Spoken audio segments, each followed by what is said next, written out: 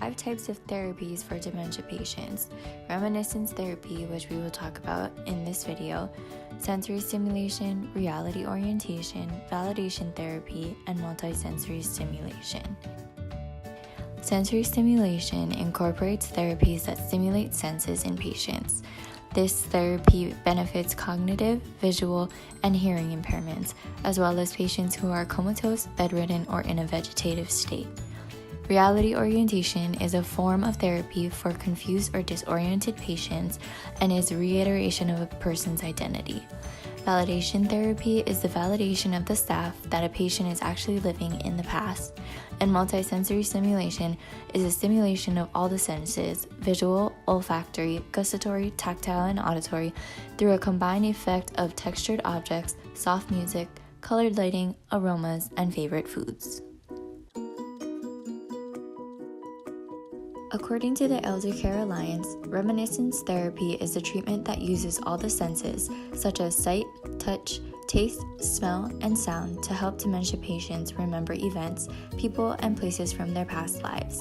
As a part of therapy, care partners may use objects in various activities to help individuals recall memories.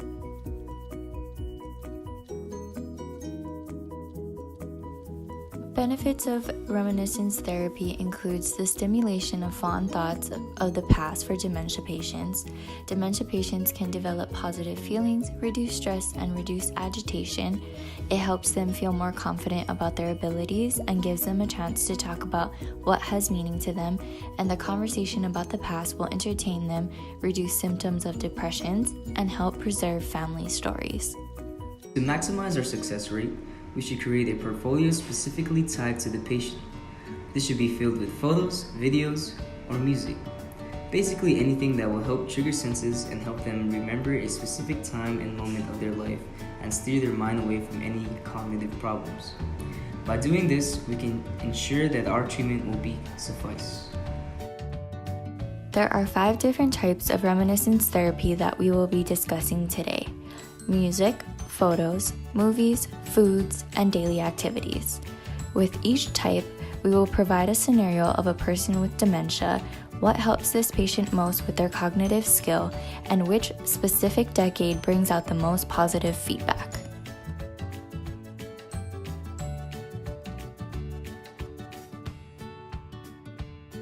Howard Potts suffers from Alzheimer's, a progressive disease that destroys memory and other necessary mental functions.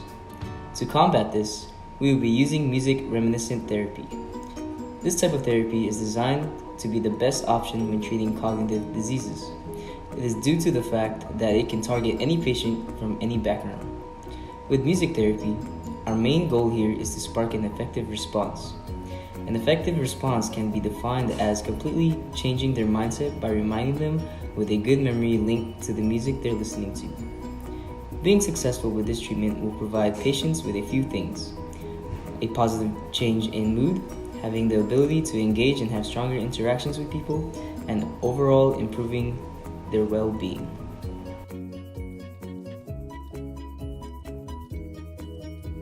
There are a couple different activities that patients with dementia may participate in as part of their therapy while dealing with dementia. For example, Josephine Clark is an 87-year-old female that struggles with the results and symptoms of this illness. One activity that her therapists and nurses find that helps her the most are photos of her past. A particular decade that Josephine seems to pick up most on is the 1940s, when she was ages 8 through 17. During these phototherapy sessions, Josephine takes the time to look back at some of her old scrapbooks of some childhood memories, as well as create new physical and digital copies. While glancing over these photos, Josephine remembers some of the things she liked to do as a child. She enjoyed activities such as playing outside, playing with her slinky, and dancing. Photos also include people such as her parents, her younger brother, and a neighborhood friend. This technique of reminiscence therapy helps Josephine create a timeline and opportunities for her to revisit memories from her past. It helps her to create a feeling of happiness and the familiar feeling of comfort. Using joyful pictures that display happiness or pictures of people smiling will often help the patient reflect that emotion.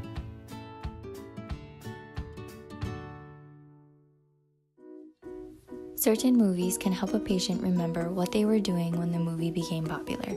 Sometimes it can even bring back a very specific memory of that time period or even the day that they went to watch the movie. This is a positive feedback for patients because not only are they entertained by watching a movie they like, but they are also remembering things of the past. Doris is an 80-year-old woman from Hilo, Hawaii that has been diagnosed with dementia. Her family recently placed her into a nursing home due to her cognitive abilities declining faster than they expected.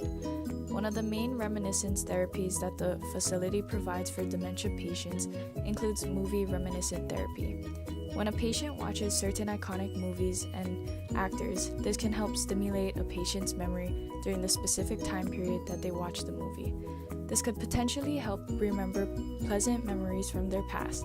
By using this type of reminiscence therapy, it can help dementia patients connect to the present time and comfort those that feel isolated. Doris's favorite movie from the 1950s is All About Eve, featuring Annie Baxter, which is a backstage story revolving around an aspiring actress, Eve Harrington, who tries to steal her idol's acting career. When they show these movies to Doris during her therapy, it automatically puts her in a better mood and calms her down. Overall, movie reminiscent therapy is helping Doris to keep her memory sharp and help her remember some of the good times from her past. Specific smells and foods can remind someone of their past. It is important for patients with dementia to eat foods that they prefer to eat.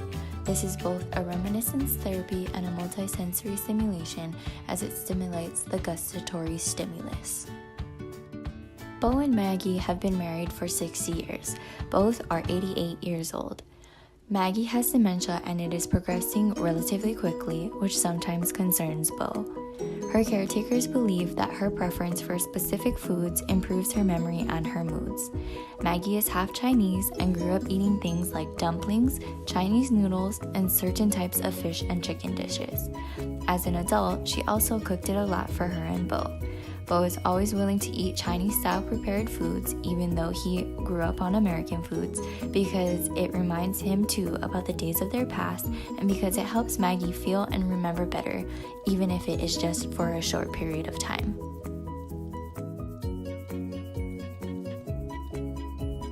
Touch can remind someone of the past. Drawing, painting, knitting, wearing a specific type of clothes, and just touching items that they do not have the ability to use can lead patients back to their old days. Elena is 75 years old and lives in Chula Vista, California. For activities, her caretakers provide a painting set to have her remember a bit of her past and talk about what she used to paint when she was younger.